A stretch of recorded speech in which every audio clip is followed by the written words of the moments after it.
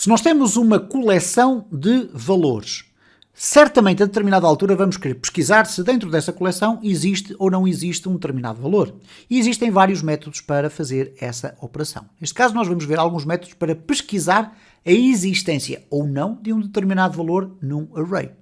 E vamos ver aqui inicialmente três métodos. Nós temos o index_of, temos o last_index_of e o includes. E eles têm dois comportamentos semelhantes e um diferente. Ok? Então vamos verificar aqui. Para procurar em todo o array o primeiro match, nós usamos o index_of. Basicamente o index_of vai fazer o seguinte. Ele vai guardar aqui numa variável qual é o índice encontrado, se ele existir, e qual é o índice que ele procura. No nomes ele vai procurar o índice de um valor que seja igual a Ana. Bom, como vocês podem verificar aqui, o Visual Studio Code está a assinalar ali aquele valor, não por causa do index_of, mas pelo facto de que ele vai sempre buscar ou assinalar os valores que são iguais em termos de escrita, mas de qualquer das formas isto é muito interessante neste caso concreto para facilitar a explicação. O que é que vai aparecer aqui no posição 1? Bom, neste caso vai ser o índice 1, porque o posição 1 vai buscar ali o 0, vai encontrar aqui a Ana e vai verificar, ok, este é o índice, vamos parar com a pesquisa e vamos devolver aqui à posição 1 o valor 1. E é isso que nós iremos ter a oportunidade de ver já de seguida quando eu executar este código. Mas vamos aproveitar para explicar o resto. Se eu quiser ir buscar o índice de uma determinada ocorrência, mas só a partir de uma parte do array para a frente, vamos imaginar que eu quero ignorar os primeiros elementos, mas quero a partir de um determinado elemento começar a verificar se existe ou não um determinado valor, reparem aqui o que é que acontece. No last index ele recebe um segundo argumento. Este segundo argumento vai-me dizer, ok, é só para começar a analisar a partir do índice 4. Qual é o índice 4? Ora, 0, 1, 2, 3, 4. Então vai começar a partir da Joana e na Maria, no Francisco e na Marta. E eu vou-lhe perguntar, olha, existe alguma Maria a partir do índice 4? E ele vai-me devolver aqui o índice. Ora, qual é o índice que ele me vai devolver? Não é o 1, o 0, 1 e vai-me devolver 1. Não, ele vai começar a partir do 4, mas o índice da Maria é o 0, 1, 2, 3, 4, 5. Então temos aqui o 1 e vamos ter aqui o 5. E no caso de não existir, o que é que vai acontecer? Se eu procurar pelo Alberto, que não existe na minha coleção, ele vai-me devolver um menos 1. O menos 1 significa, ok, não foi encontrado posição, portanto o índice é negativo. Então reparem, se eu agora fizer aqui um node A, cá temos o 1, o 5 e o menos 1. Portanto, a posição da Ana dentro do array e a posição da Maria dentro do array, mas se nós quisermos apenas analisar a partir do quarto, e vocês perguntar-me-ão, bom, mas eu poderia analisar desde o início. Não, é que há uma diferença, é que se eu adicionar aqui a Maria, outra Maria pelo meio, o que é que vai acontecer? Ele vai encontrar uma Maria que está na posição 6. A Ana, obviamente, passou para a posição 2. Ele ignorou a existência desta Maria e vai-me dizer que existe, de facto, uma Maria, mas na posição 6, porque eu disse só para começar a partir da posição 4, que aqui passou a ser o António. Portanto, muita atenção a estes detalhes que fazem a sua diferença. Vamos ver aqui o exemplo B. Bom, no exemplo B, nós temos o mesmo array, já não é necessário dizê-lo, e vamos falar sobre o método last_index_of. O last_index_of funciona como o index_of, mas do final para o início, ok? Então ele vai analisar daqui para trás. Ora, eu aqui tive o cuidado de deixar duas Anas, ok? A primeira Ana com o index_of vai-me dar 1, porque vai aqui o 0 e vai ali o 1. Mas com o last_index_of, ele vai contar de trás aqui da frente para trás, vamos dizer assim, ou melhor, da direita para a esquerda. Ora, o que é que acontece? O índice que vai ser aqui guardado não é o 0, 1, 2.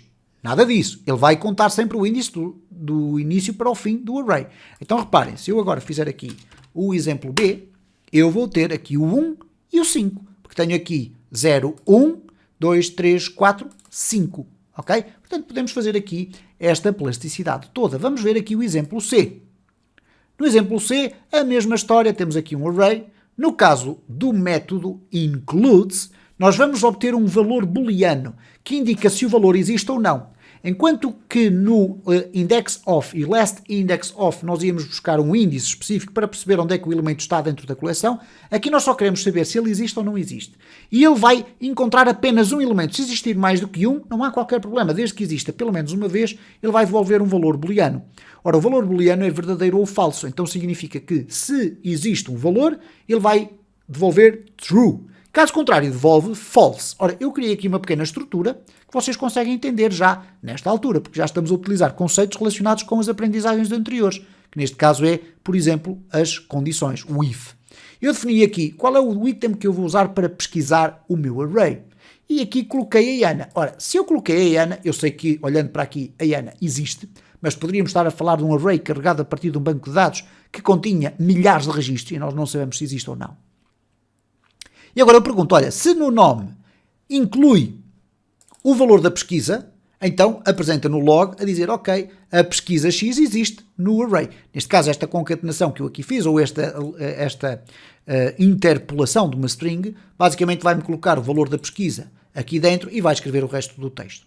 Caso não exista, isto é, caso esta condição aqui me devolva um valor falso, então vai apresentar aqui o que está por baixo. Reparem que se eu agora executar o exemplo C, ele diz que a Ana existe no array. Só que se eu alterar aqui a Ana para Anabela, a Anabela não existe. Então reparem o que é que ele me vai dizer, a Anabela não existe no array. Portanto, muito simples de perceber isto, mas é importante vocês perceberem que existem estas funções. Vamos rapidamente aqui ao exemplo D. E no exemplo D nós temos aqui um outro cenário, que também é muito importante, que é o seguinte, os métodos anteriores, eles funcionam na perfeição para arrays de valores. Mas e se nós quisermos fazer uma pesquisa num array de objetos? Ora, nós temos aqui uma lista de clientes que contém apenas duas propriedades. Cada cliente tem um nome e uma idade. O João, a Ana, o Carlos, o Francisco, a Marta e o António e as suas respectivas idades.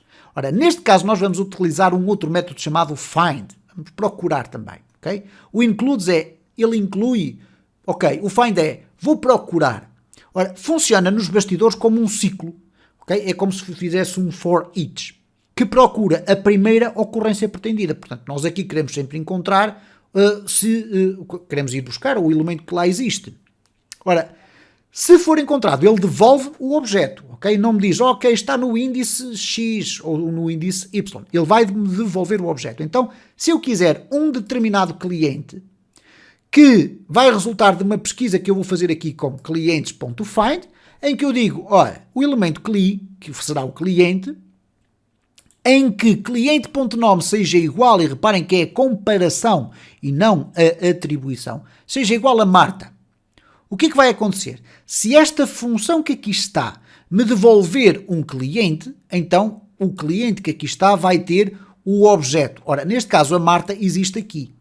É a Marta, com o nome Marta e com a idade 37. E quando eu fizer aqui um console log de cliente, o que é que nós vamos ter? Bom, vamos aqui testar, vamos colocar aqui o D e reparem, temos aqui o objeto a ser apresentado corretamente. Vamos aqui alterar de Marta para Mariana.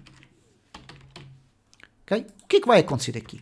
Bom, vamos aqui refrescar tudo isto e reparem, undefined. Porquê que apareceu ali o undefined? A função find, ou o método find, utilizando aqui esta sua assinatura, não foi capaz de encontrar na coleção de clientes um objeto cujo nome fosse Mariana. Então, cliente fica definido como undefined e por isso quando eu faço o console log de cliente ele vai aparecer aqui undefined. Vamos aqui ao exemplo E e vamos usar um outro método que é o find index e vocês já perceberam o que é que ele significa. Enquanto o find devolve-nos neste caso o objeto específico da coleção, o find index devolve apenas o índice, ok? E, portanto, neste caso, se eu utilizar aqui o E, ele vai-me dizer que foi no índice 3. Foi no índice 3 o quê? Olha, nos clientes procura o índice em que o cliente ponto idade seja igual a 52. Ora, é este que aqui está. Então temos aqui o 0, 1, 2, 3. E ele não me devolve o objeto, devolve-me apenas o índice que é ocupado por aquele objeto. E, finalmente, vamos ver aqui o caso do exemplo F. E se existir mais que um resultado? Ok? Isto é, nós estamos à procura com o find e o find index para ir buscar a existência de objetos dentro de uma determinada coleção, mas eu posso querer ir buscar através de condições mais especiais. E vamos ver aqui este exemplo na prática. Reparem o seguinte, se existir mais que um resultado, o método find e o find index apenas devolvem o primeiro match, isto é, encontraram um elemento, ok, já não fazem mais análise nenhuma. Então nós vamos utilizar um outro método, chamado filter, fazer uma filtragem. Tenho aqui, então, esta coleção de clientes da minha loja, ok, vamos imaginar que era isso que acontecia, cada um com idades diferentes, com nomes diferentes, tudo certo, podiam até ter idades iguais. Agora reparem o que é que eu faço aqui. Eu quero um console log, quero apresentar, embora eu pudesse guardar isto num outro array, que era os clientes filtrados, por exemplo, em que eu vou filtrar da seguinte forma. Reparem que a assinatura é em todo semelhante ao find e ao find index. Só que neste caso eu estou a dizer, olha, vai buscar o cliente, ou os clientes, cuja idade seja superior a 30 anos. Ora, quantos é que eu tenho aqui? Bom, este é, este não é, este não é, este é, este é, este é. Então eu vou aqui executar o F e reparem o que é que ele me devolveu. Devolveu-me aqui o João, que tem 47, a Francisca tem 52, a Marta 37 e o António 32. Portanto, reparem como a utilização do filter torna esta questão da devolução de um conjunto de elementos da coleção muito mais plástica.